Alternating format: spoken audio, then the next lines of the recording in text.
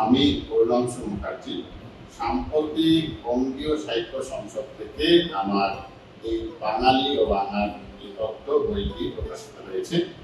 এই বইটির মধ্যে বাঙালির বিবর্তনের ইতিহাস আলোচনা করা হয়েছে। এখানে প্রাচীনকালের বাঙালির আগমন, বাংলায় তাদের তথাকথিত জীবনযাত্রা, তাদের সমাজ, রাজনীতি, কর্মের স্বরূপ থেকে শুরু করে সেই স্বরূপের বিবর্তন, পরবর্তীকালে তুর্কি আক্রমণ এবং সেই সময় বাঙালি সংস্কৃতির পরিবর্তনের ধারাকে ভাবে এবং তাদের যে সেই পরিবর্তনের ধাপে কিভাবে বাঙালি তার সত্তাকে বজায় রেখেছিল তার বিশ্লেষণ করা হয়েছে।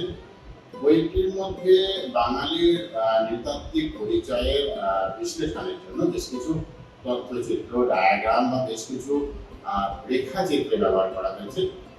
এই বইটির একটা বিশেষত্ব হচ্ছে যে এখানে বৈজ্ঞানিক চিন্তাভাবনা অনুযায়ী বিবর্তনের ধারাকে মেনে বাঙালির আগমন এবং বিবর্তন বিশ্লেষণের উপর জোর দেওয়া হয়েছে। ইতিহাসকে অনুসরণ করে বাঙালির সাহিত্য কিভাবে আজকে বর্তমান পরিস্থিতিতে এসে পৌঁছেছে তার একটা প্রাথমিক ধারণা দেওয়ার চেষ্টা করা হয়েছে।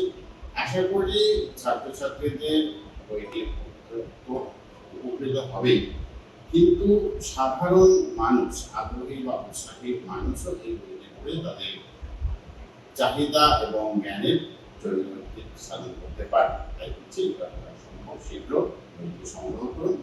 নমস্কার।